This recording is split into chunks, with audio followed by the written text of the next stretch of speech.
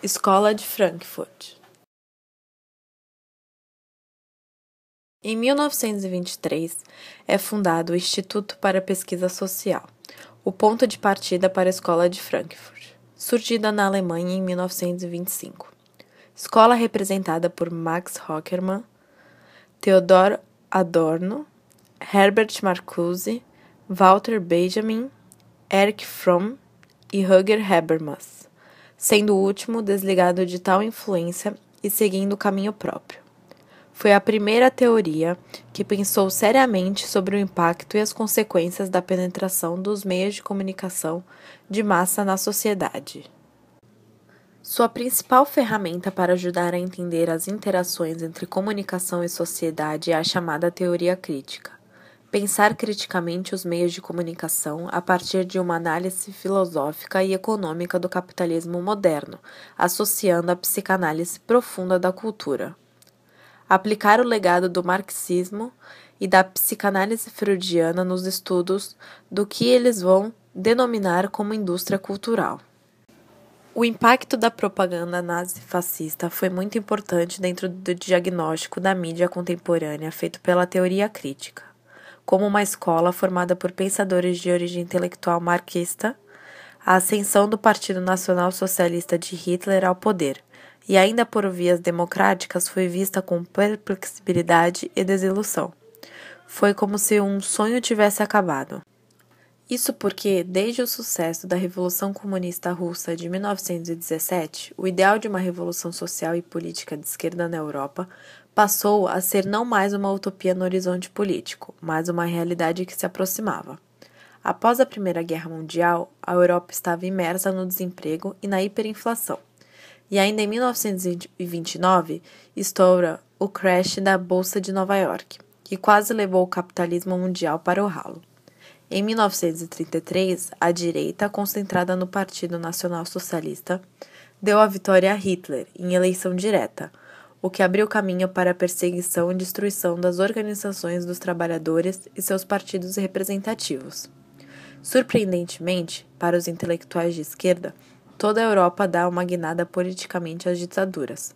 Franco na Espanha, Salazar em Portugal, Mussolini na Itália e etc.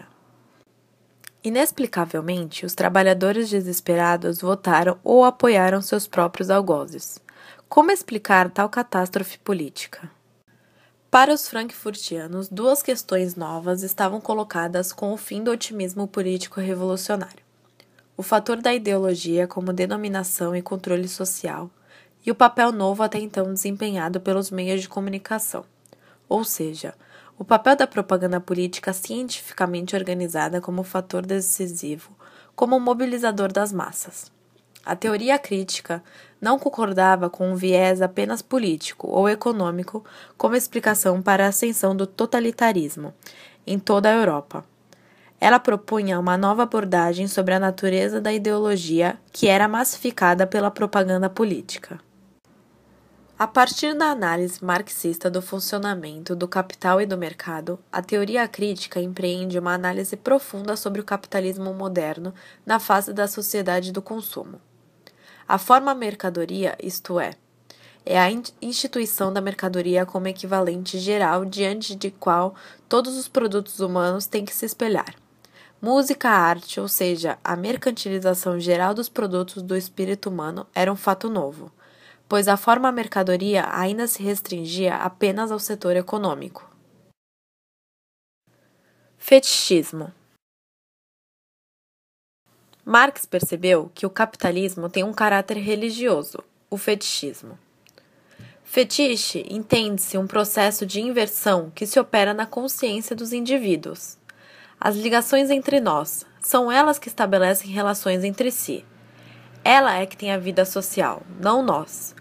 Ou seja, as pessoas se relacionam através das mercadorias, e as mercadorias através das pessoas. É esta inversão que Marx chama de fetichismo, pois no fetichismo religioso as coisas ganham movimento próprio e dominam a vida dos seres humanos.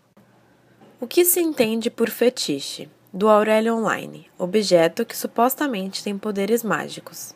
Ou seja, depositamos nossos desejos, nossos sonhos em um objeto que não tem poderes, que não passa de um ser inanimado. Mas para nossa mente, nossos desejos, eles passam a ser algo que nos fará melhor, algo que nos trará um conforto, seja emocional ou social. O fetichismo por joias sempre foi presente dentro da nossa sociedade, desde as épocas mais remotas, como o Egito Antigo. Tanto homens e mulheres se perdiam em meio a tantos adornos.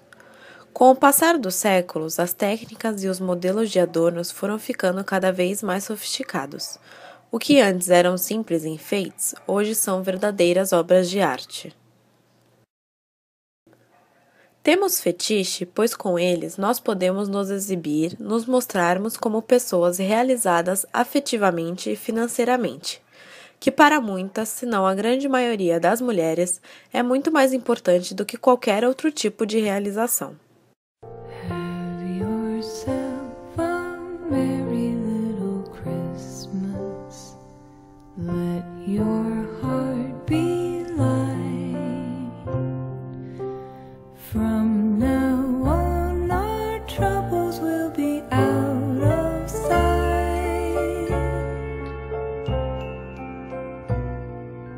Here we are as in olden days, happy golden days of yore.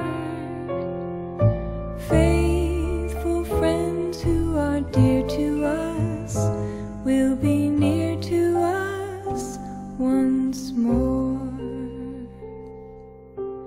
Some